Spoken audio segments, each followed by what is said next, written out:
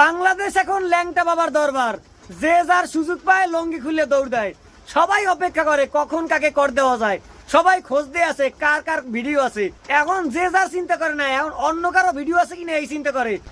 এখন একজন আর একজনকে ট্রাপে ফেলানোর জন্য সর্বোচ্চ চেষ্টা চালাই যেতেছে। একজন চিন্তা করছে আমার তো প্যান্ট খুলছেই, আর একজন আর প্যান্ট খোলার সর্বোচ্চ চেষ্টা করবো। এইভাবে যদি চলতে থাকে পুরো দেশে কারোই জামা কাপড় থাকবে না। মোটামুটি ভাবে সবাইরই প্যান্ট খোলা হয়ে যাইবে। বড় বড় নেতারা বুঝতে পারছে লাইন ঝিরঝির, এমন কেউ কেউ লোক কথা কয় না, কোনো যোগাযোগ রাখে না। ছোট ছোট সুনুপুটি যারা যারা টুকটাক মেসেজ দিতে একজন আরেকজনের লোক কথা কইতে স্ক্রিনশট ফাঁসাওয়ার ভয়ে তারা সবাই চুপচাপ। অতএব বাংলাদেশ এখন ল্যাংটা বাবার দরবার।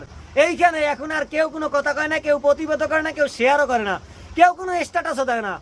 অবস্থা এমন দাঁড়াই গেছে সবাই ভয়ে আছে। একজন আর একজনের চিন্তা করতেছে ওই ইয়েলার কি ভিডিও আছে, খোঁজ দা তল্লাশ, খোঁজ দা সার্চ চলতে আছে কার কোথায় কি আছে।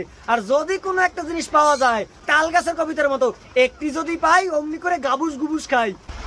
একটা ভিডিও যদি কোনোভাবে পাওয়া যায় ওইটারে ধাপ্পাত করে ধরতে হইবে। এবার ওইটারে খুব সুন্দরভাবে ইডিট মিডিট ঘষা মাজা দিয়া মার্কেটে ছাড়তে হইবে।